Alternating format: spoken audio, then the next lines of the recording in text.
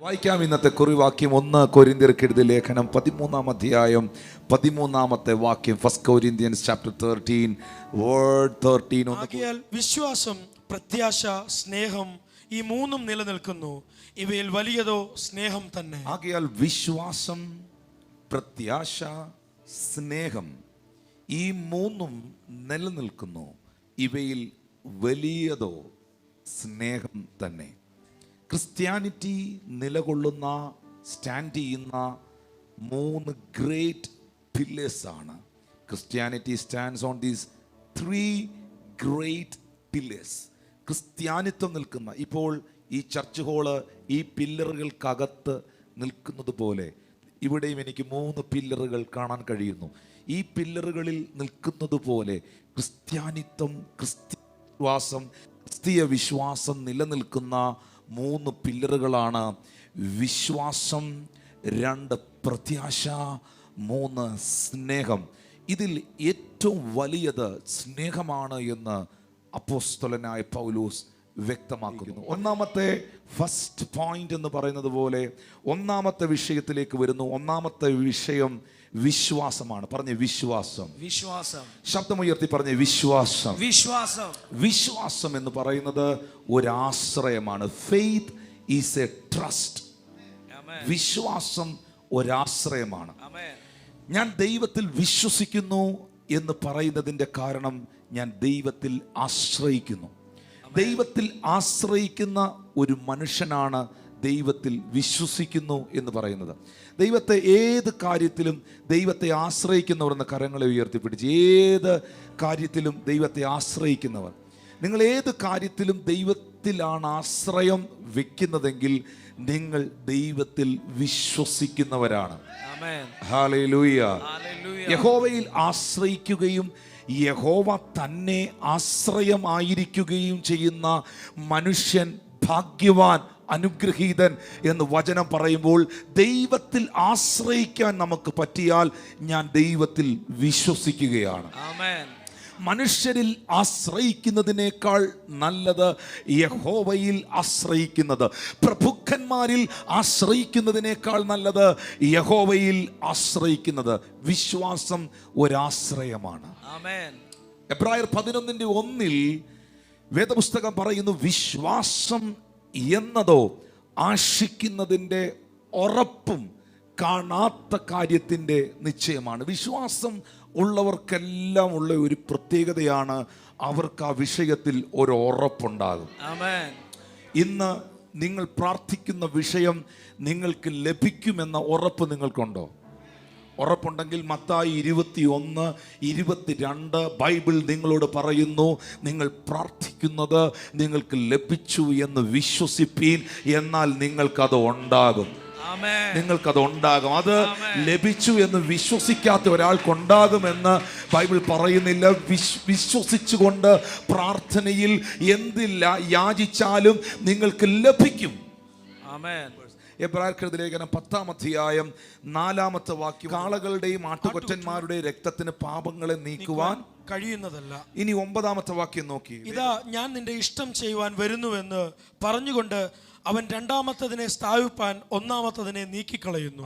ആ ഇഷ്ടത്തിൽ നാം യേശുക്രിസ്തു ഒരിക്കലായി കഴിച്ച ശരീരയാഗത്താൽ വിശുദ്ധീകരിക്കപ്പെട്ടിരിക്കുന്നു. അപ്പോൾ എബ്രായർക്കെഴുതിയ ലേഖനം 10-ാം അധ്യായം മുഴുവൻ രേഖപ്പെടുത്തിയിരിക്കുന്നത്. ഇനി അതിന്റെ ഏറ്റവും അവസാനം 39-ാമത്തെ വാക്യം വായിച്ചൊന്ന് നിർത്തിയേ. നാമോ നാശത്തിലേക്ക് പിന്മാറുന്നവരുടെ കൂട്ടത്തിലല്ല. ഞാൻ നാശത്തിലേക്ക് പിന്മാറുന്ന ആളുകളുടെ കൂട്ടത്തിലല്ല, വിശ്വസിച്ച് ജീവരക്ഷ പ്രാപിക്കുന്നവരുടെ കൂട്ടത്തിൽ അത്രയാകുന്നു. ഇത് പറഞ്ഞിട്ടാണ് 11-ാം വാക്യത്തിന്റെ, ഇപ്പോൾ നിങ്ങൾ വായിച്ചത് എബ്രായർ 10-ാം അധ്യായമാണ്.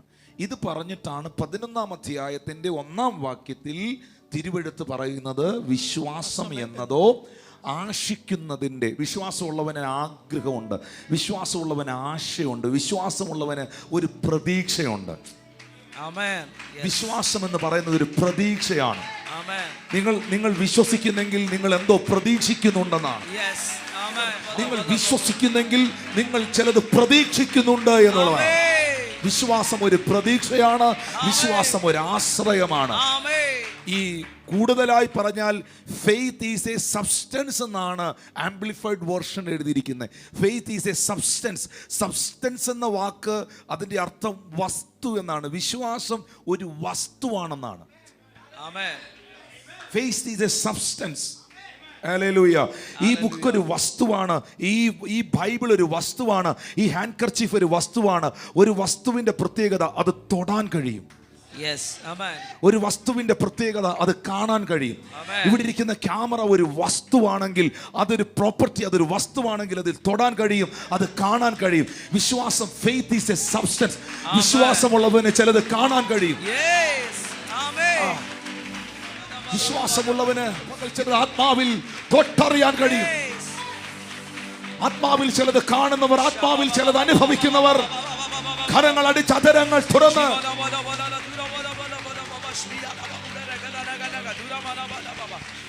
ഞാൻ നാശത്തിലേക്ക് പിന്മാറുന്നവരുടെ കൂട്ടത്തിലല്ല, വിശ്വസിച്ച് ജീവരക്ഷ പ്രാപിക്കുന്നവരുടെ കൂട്ടത്തിലാണ്.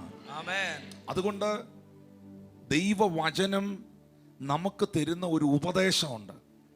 എബ്രായർ 3:12 വേദപുസ്തകം പറയുന്നു, സഹോദരന്മാരെ, ജീവനുള്ള ദൈവത്തെ ത്യജിച്ച് കളയാതിരിക്കേണ്ടതിന് അവിശ്വാസമുള്ള ദുഷ്ടഹൃദയം നിങ്ങളിൽ ആർക്കും ഉണ്ടാകാതിരിക്കാൻ നിങ്ങൾ നോക്കണം. അവിശ്വാസം എന്നത് നല്ല ഹൃദയമല്ല.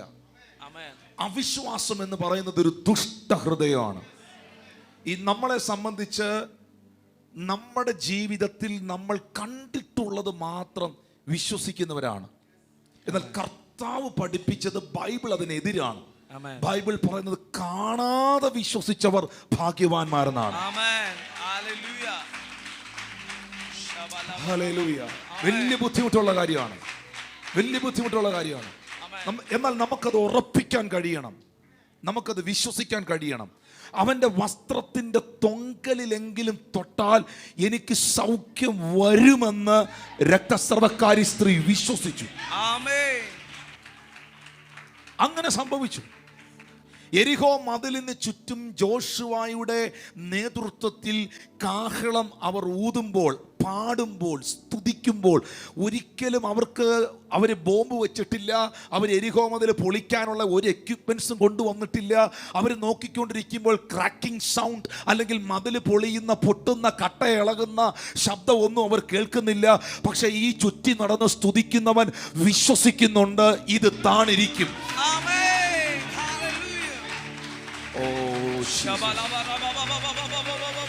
അവനത് വിശ്വസിക്കുന്നുണ്ട്. എലീശായുടെ കാലഘട്ടത്തിൽ ഒരു മനുഷ്യന്റെ കോടാലി, ഇരുമ്പ് കോടാലി വെള്ളത്തിലേക്ക് പോയ സാഹചര്യത്തിൽ, ഇരുമ്പ് കോടാലി, വാടകയ്ക്കെടുത്ത ഇരുമ്പ് കോടാലി വെള്ളത്തിലേക്ക് പോയപ്പോൾ എലീശ പ്രവാചകന്റെ അടുക്കൽ വന്ന് ഈ തൊഴിലാളി, ഈ ലേബർ, ഈ മരം വെട്ടുകാരൻ പറയുന്ന വാക്കിങ്ങനെയാണ്, പ്രവാചകനെ, ഞാൻ വാടകയ്ക്കെടുത്ത ഇരുമ്പ് കോടാലി മരം മുറിക്കുമ്പോൾ വഴുതി വെള്ളത്തിൽ പോയി. പ്രവാചകനായ എലീശ ആ എത്തിയിട്ട് അവനോട് ചോദിക്കുന്നു, എവിടെയാണ് നിന്റെ കോടാലി പോയത്? അവൻ പറഞ്ഞു, ഇന്ന സ്ഥലത്താണ്. നിങ്ങൾക്കറിയാമോ, ഇരുമ്പ് വെള്ളത്തിലിട്ടാൽ താണു പോകും, തടിക്കഷ്ണം വെള്ളത്തിലിട്ടാൽ പൊങ്ങിക്കിടക്കും. എലീശ പറയുന്നു, ആ നിൽക്കുന്ന വൃക്ഷത്തിന്റെ കൊമ്പ് വെട്ടി വെള്ളത്തിലേക്ക് എറിയാൻ പറയുന്നു. ആ മനുഷ്യൻ അതുപോലെ ചെയ്തു. വൃക്ഷത്തിന്റെ കൊമ്പ് വെട്ടി വെള്ളത്തിലിട്ടപ്പോൾ താണുപോയ ഇരുമ്പ് പൊങ്ങി വന്നു.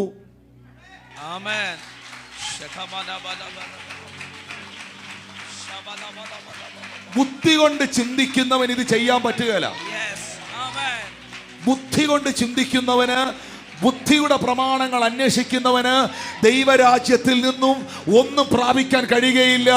അതുകൊണ്ടാണ് ബൈബിൾ പറയുന്നത്, വിശ്വാസം എന്നത് ആശിക്കുന്നതിന്റെ ഉറപ്പും അത് കാണാത്ത കാര്യത്തിന്റെ നിശ്ചയമാണ്. എനിക്കതിലൊരു ഉറപ്പ് വേണം. ഇത് ഫെയ്ത്തിന്റെ ആക്ഷനാണ്. ഇന്ന് പകൽ വിശ്വസിക്കുന്നവർ ഇതിനകത്ത് ഇരിപ്പുണ്ടോ? തലമുറകളെ കുറിച്ച് വിശ്വസിക്കുക, നിന്റെ ശുശ്രൂഷയെ കുറിച്ച് വിശ്വസിക്കുക, നിന്റെ ഭാവിയെ കുറിച്ച് വിശ്വസിക്കുക. അവിശ്വാസം എന്ന ദുഷ്ടഹൃദയത്തെ എടുത്തു കളയുക. ഞാൻ പറയട്ടെ, നമുക്ക് മാത്രമല്ല പ്രിയമുള്ളവരെ, ശിഷ്യന്മാര് പോലും ഇത്രയും അത്ഭുതങ്ങൾ കണ്ടവരാണ് അവർ. ആ, ഒരു ദിവസം യേശു കടലിന്റെ മുകളിലൂടെ നടന്നു വരുന്ന സമയത്ത് ശിഷ്യന്മാര് ഇന്ന് വരെ അങ്ങനെ ഒരു കാഴ്ച അവർ കണ്ടിട്ടില്ല. ഇന്ന് വരെ അവർ കണ്ടിട്ടില്ലാത്തൊരു കാഴ്ചയായിരുന്നു ഒരു മനുഷ്യൻ കടലിന്റെ മുകളിലൂടെ നടന്നു വരുന്നു. അപ്പൊ ഉടനെ അവരെന്താ പറഞ്ഞേ? എന്താ വിളിച്ചേ? ഭൂതം വരുന്നു. അപ്പോ ഇതുവരെ ജീവിതത്തിൽ കണ്ടിട്ടില്ലാത്ത ഒരു അത്ഭുതം കാണുമ്പം ഭൂതമാണെന്ന് പറയാൻ നിനക്കറിയാം. പക്ഷെ നിനക്ക് എന്തുകൊണ്ട് അത് ദൈവമാണെന്ന് പറയാൻ അറിഞ്ഞുകൂടാ? കാരണം പിശാചിന് മാത്രമാണോ അത്ഭുതം ചെയ്യാൻ കഴിയുന്നത്? കാരണം പൈശാചിക മേഖല ഒരിക്കലും ദൈവപ്രവൃത്തികളെ വിശ്വസിക്കാൻ നിന്റെ ഹൃദയത്തെ വിടുകയില്ല. കാരണം നീ ദൈവപ്രവൃത്തികളെ വിശ്വസിക്കാതെ നിന്റെ അകത്ത് നെഗറ്റീവായ കാര്യങ്ങൾ, തെറ്റായ ഇൻഫർമേഷനുകൾ, റോങ് ഫെയ്ത്തുകൾ, തെറ്റായ വിശ്വാസങ്ങൾ, നെഗറ്റീവ് തോട്ട്സ് വന്നാൽ പിശാചിനറിയാം നീ അവൻ്റെ പ്രോപ്പർട്ടി ആയിട്ട് എന്നും അവൻ്റെ കസ്റ്റഡി കിടക്കുമെന്ന്. പക്ഷെ എപ്പോൾ നീ ആഴമായി ദൈവത്തിൽ വിശ്വസിക്കുന്നുവോ, എപ്പോൾ നിന്റെ വിശ്വാസം നീ ദൈവത്തിൽ അർപ്പിക്കുന്നുവോ, എൻ്റെ ദൈവത്തിന് പരിധികളില്ല, പരിമിതികളില്ല. എൻ്റെ കർത്താവിന് എന്തും ചെയ്യാൻ കഴിയും. അവൻ എന്തും ചെയ്തിടുമേ. അവൻ അത്ഭുതവാനാണ് എന്ന് പറയുന്നത് പോലെ എൻ്റെ കർത്താവിന് എന്തും, എൻ്റെ ദൈവത്തിന് പരിധിയില്ല, ഫെൻസ് ഇല്ല, ബൗണ്ടറി ഇല്ല. അവൻ എന്തും ചെയ്യാൻ കഴിയും. യേശു എന്തും ചെയ്തിടുമേ. അവൻ അത്ഭുതവാനാണ്. യേശു എന്തും ചെയ്തിടുമേ. അവൻ അതിശയവാനാണ്. യേശു എന്തും ചെയ്തിടുമേ. അവൻ അത്ഭുതവാനാണ്. യേശു എന്തും ചെയ്തിടുമേ. അവൻ അതിശയവാനാണ്. ഉറപ്പുണ്ടോ? Yes, amen. Yes. Thank you Lord Jesus. Amen. ഞാൻ വിശ്വസിക്കുന്നു അത്. Yes. ഞാൻ വിശ്വസിക്കുന്നു. Yes. ഈ ചെങ്കടലിന്റെ മുമ്പിൽ നിന്ന് മോശ കൈ ഉയർത്തി പ്രാർത്ഥിച്ചത് ലേവ്യ പുസ്തകത്തിൽ എഴുതിയ, സംഖ്യാപുസ്തകത്തിൽ എഴുതിയിരിക്കുന്ന, അല്ലെങ്കിൽ മോശയോട് മുൻകാലങ്ങളിൽ ദൈവം അരുളി ചെയ്ത സീനായ് പർവ്വതത്തിൽ വെച്ച് കൊടുത്ത വാഗ്ദത്തങ്ങളുടെയോ വാക്യങ്ങളുടെയോ അടിസ്ഥാനത്തിലല്ല. ഏത് വാക്യം എടുത്തു വെച്ചിട്ടാണ് മോശ ചെങ്കടലിന്റെ മുമ്പിൽ കൈയും പൊക്കി പിടിച്ച് പ്രാർത്ഥിച്ചത്? മോശയുടെ ആ നിമിഷമുള്ള അവന്റെ വിശ്വാസം. രക്തസ്രവക്കാരി ഏത് വാക്യത്തിന്റെ അടിസ്ഥാനത്തിലാ വസ്ത്രത്തിന്റെ തൊങ്കലിൽ തൊട്ടത്? പറ. ഹല്ലേലൂയ. അത് അവളുടെ വിശ്വാസം. അത് അവളുടെ വിശ്വാസം. Thank you holy spirit. നിങ്ങൾ എന്ത് വിശ്വസിക്കുന്നുവോ അത് നിങ്ങൾക്ക് അനുഭവിക്കാനായി കഴിയും. എല്ലാവരോടും സ്നേഹത്തോടെ, പ്രാർത്ഥനയോടെ ഞാൻ പറയുന്നു, കർത്താവേ, അവിശ്വാസമുള്ള ദുഷ്ടഹൃദയമുണ്ടായിട്ട് ജീവനുള്ള ദൈവത്തെ ത്യജിച്ചു കളയാൻ ഇടവരല്ല. അവിശ്വസിപ്പിക്കുന്ന ദുരാത്മാവ് നിന്റെ ഭർത്താവിനെ അവിശ്വസിപ്പിക്കുന്ന, നിന്റെ ഭാര്യയെ അവിശ്വസിപ്പിക്കുന്ന, നിന്റെ മക്കളെ അവിശ്വസിപ്പിക്കുന്ന, നിന്റെ കൂടെ നിൽക്കുന്നവരെ അവിശ്വസിപ്പിക്കുന്ന, തെറ്റിദ്ധരിപ്പിക്കുന്ന എല്ലാ പൈശാചികമായ ആത്മാവും ആ ദുഷ്ടഹൃദയങ്ങളും വിട്ടുപോകുവാൻ ഞാൻ പ്രാർത്ഥിക്കുകയാണ്.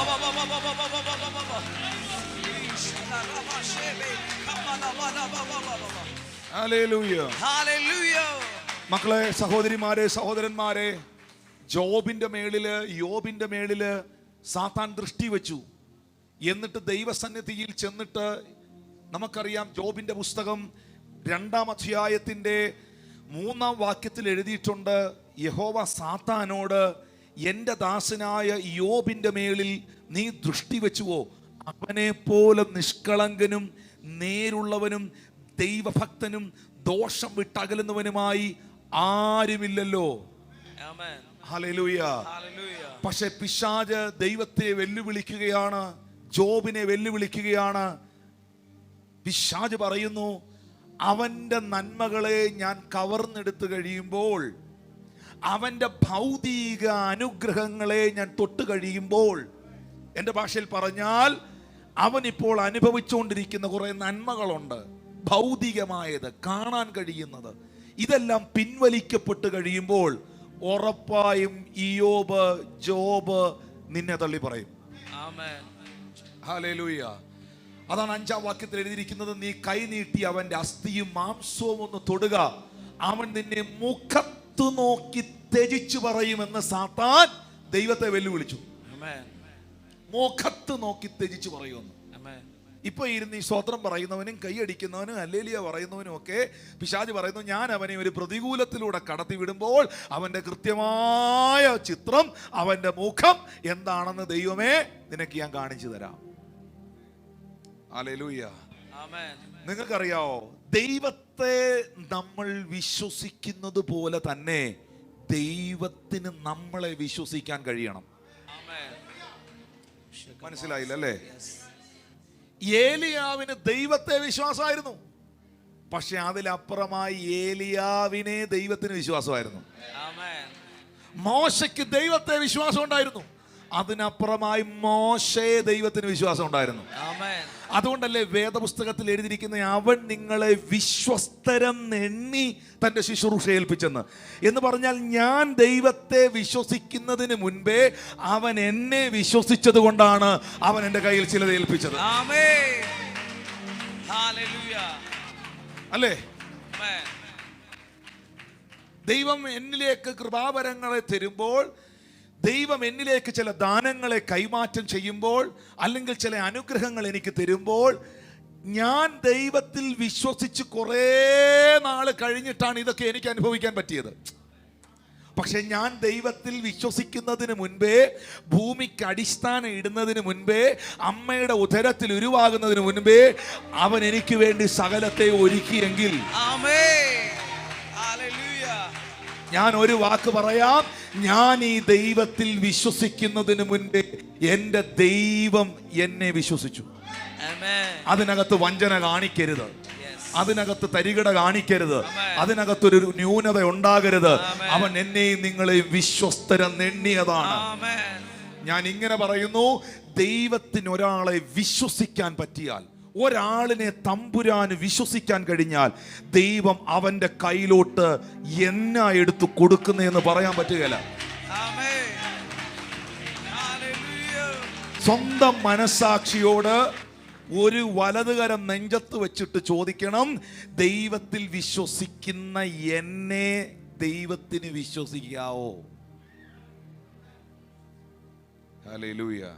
ആമേൻ. ആമേൻ. ആമേൻ. ചേർന്നൊരാമേൻ പറഞ്ഞേ. ആമേൻ. ഇയ്യോബിനെ ദൈവത്തിന് വിശ്വാസമായിരുന്നു.